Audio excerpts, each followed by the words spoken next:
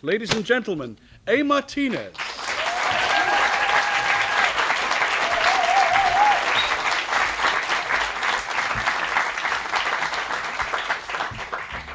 Hey.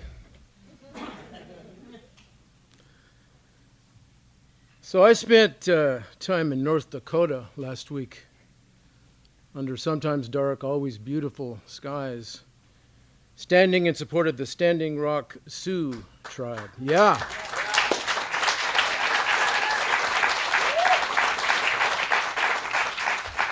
The Standing Rock Sioux are the Lakota clan of Sitting Bull, and they are the people who first said no this spring to the construction of the Dakota Access oil pipeline.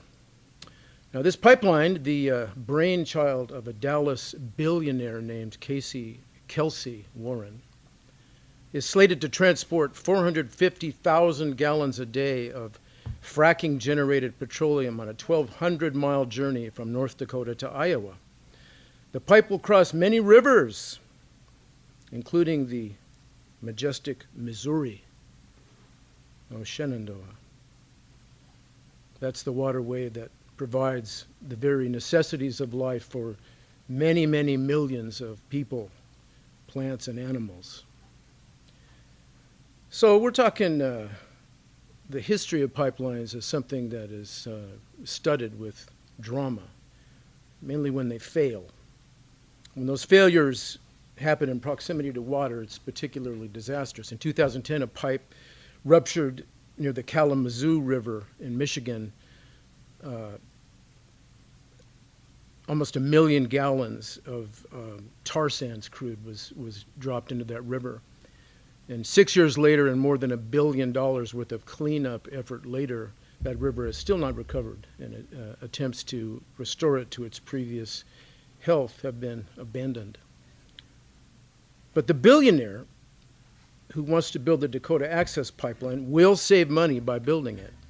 And it's understandable, I suppose, that he would want to, because, I mean, what is the point, after all, of having $4 billion if not to turn it into 5?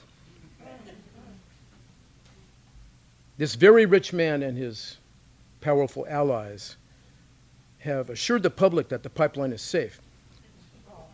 Tellingly, though, their original vision for it has changed. The pipe and the toxic sludge it will carry were originally intended to pass beneath the Missouri, some 10 miles upstream of Bismarck, North Dakota's capital, where the governor and pipeline supporter Jack Dalrymple lives. The plan was quietly withdrawn, however, when concerns were raised about the vulnerability of Bismarck's water supply should something go wrong. It was decided it would be better if the pipe, or Black Snake, as the Lakota call it, were to be buried beneath the river south of the capital, which would place it roughly half a mile upstream of the Standing Rock Sioux tribe's own water intake valves. Problem solved.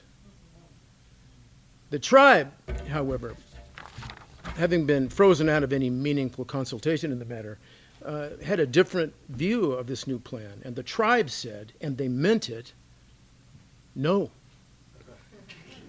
On April 1st, a handful of these Lakota set up a prayer camp in a meadow where the Cannonball River meets the Missouri, a place of spiritual and historical treasure long held sacred by these people. They named the camp Ocheti Shakowin for the 7 council fires that make up the great Sioux nation. They declared, this handful of Indians, they declared that they would neither allow the billionaire to threaten their access to water, nor allow him to desecrate the remaining archaeological substance of their history. And they called for help. Now, Governor Dalrymple of North Dakota heard that call, and he set up a militarized roadblock to choke off the highway to the camp. Despite which, thousands of people have found a way and have come, with more arriving daily. Now, these people have settled into a sprawling, beautiful array of tents, teepees, campers, cars. The flags of more than 200 tribes flank the main access road. Nearby, there's a massive circular base camp that holds non-stop flow of ceremony. There's drumming and dancing and singing and public speaking. Prayer is a constant. Remarkably graceful political processes are conducted out in the open. The adjacent cook fires and kitchen produce thousands of meals from sunup to sundown. Children attend school. Everywhere you look, volunteers are working. It's a warm, vibrant, joyful place. And the people there understand that they're part of something bigger, a movement toward corporate accountability and human rights that has overcome an early media blackout to seize the attention of the world.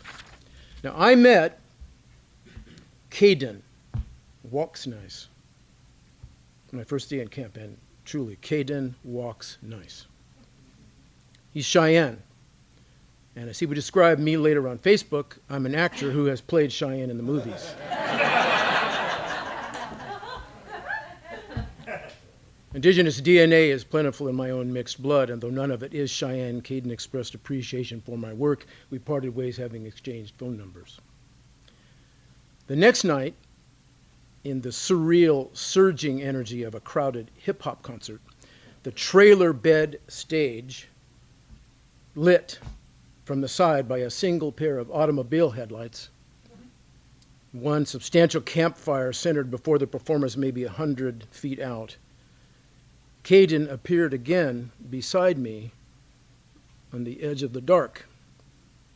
He stands 6'3", weighs close to 200 pounds, and is quite comfortable practicing complete silence. A white drone descended over us, flashing red and green lights and looking and sounding like an absurdly massive bumblebee. I thought to myself, no one seems to mind. It's got to be friendly. Eventually, Kaden and I spoke carefully and listened carefully in the camp-wide rhythm that honors the wisdom of considering one's words before sharing them. And he began to tell me his story.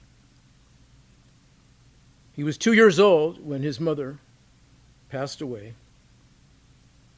His grandparents took him in, his grandfather bringing him into the circle of Cheyenne values and ceremony and taking him along to traditional military society meetings. Then, when Kaden was 12, his grandfather was called back to Creator, and 2 years later, his grandmother as well. He prefers not to use the word homeless to describe his situation at that point.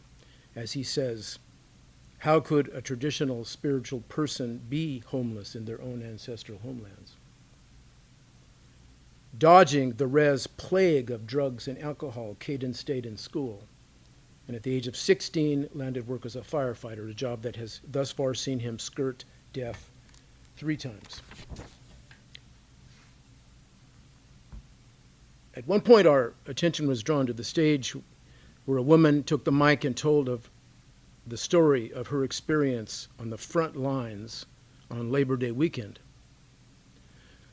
On Friday of that weekend, the tribe had filed papers in federal court. They had filed papers to support a petition for a temporary injunction against the pipeline. In these papers, the tribe had detailed the locations of 82 sacred sites, including 27 graves, sites that would be placed in jeopardy if the project continued on its present path.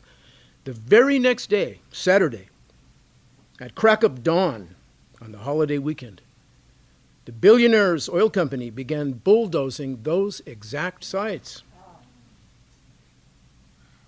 Indian scouts saw what was happening, sent out an alarm. People ran and rode on horseback from the camp some distance away to demand across a barbed wire fence that the bulldozing stop.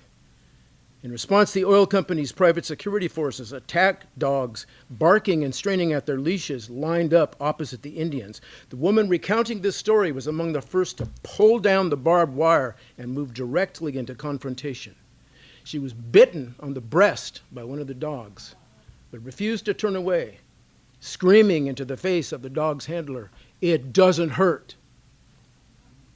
One very tall Indian advanced slowly but steadily on the guards, his hands held high and open, seemingly impervious to the snarling canine teeth salivating near his genitals. He yelled at the guards repeatedly that they must leave. Chaos ensued. Dozens of people were maced. They staggered but would not fall. Several brandished pieces of wood and flagpoles or threw dirt clods at the frantic dogs, one of which turned on its master to cheers in the midst of its torment. Cameras were everywhere recording it all. The oil company's workers got into their vehicles and left. It was the video of this remarkable action that had pulled me out of my living room and put me on a plane. Kaden is 23 now. He's the youngest member of the Crazy Dog Society, a direct connection to the dog soldier that I play on Longmire. Dismissed by many for the darkness of their vision, for their militancy, the dog men do have their reasons. Every November, Kaden leads a commemoration of the Sand Creek Massacre of 1864. At Sand Creek, Colonel John Chivington, leading 700 troops with cannons, attacked and destroyed Chief Blackkettle's peaceful village, a place to which Blackkettle, under guarantee of perfect safety, had brought his people only 2 months previously at the urging of the U.S. Army. Colonel Chivington, a Methodist preacher on Sundays, was clear regarding his intentions. Quote, "I believe it is right and honorable to use any means under God's heaven to kill Indians. Kill and scalp all, big and little. Nits make lice."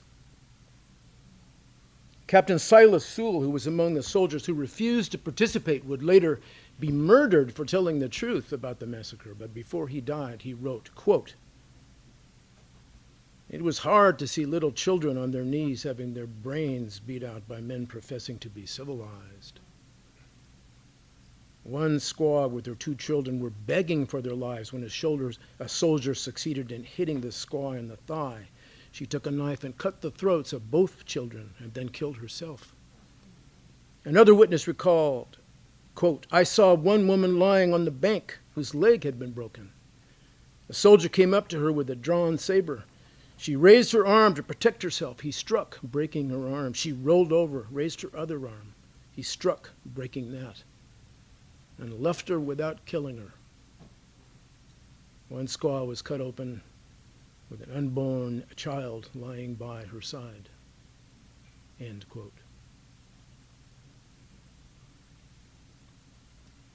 Reading of this, I wondered, can there be a more profound absence of the sacred than this? Can there be a more profound absence of light than in the hearts of men lost to such atrocity? Yet Kaden, when contemplating the nature of darkness, had this to say: "Without darkness, I would not have gained the strength I have." That's one of the good things. That's when our ancestors come out to check on us, to help us, and to heal us. Think about that when you close your eyes into darkness tonight, to rest your body and refresh it for the next morning.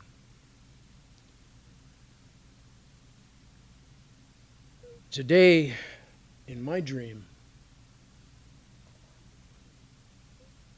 I imagine the leaders of Exxon 40 years ago, the wisest men among them having concluded that the unchecked burning of fossil fuels would ruin our planet.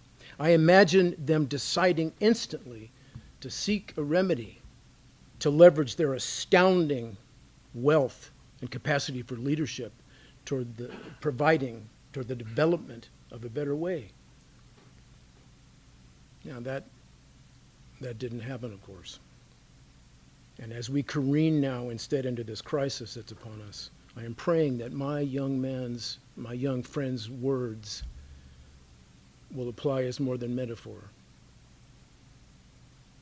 Because surely it would be among the greatest ironies ever if somehow the indigenous peoples of the world, the people who have borne the brunt of the worst cruelties this impossibly expansive, endlessly aggressive system can dish out, the people who have lived and died for centuries on the wrong side of that aggression, that these people somehow might come at the end of the day to be our saviors.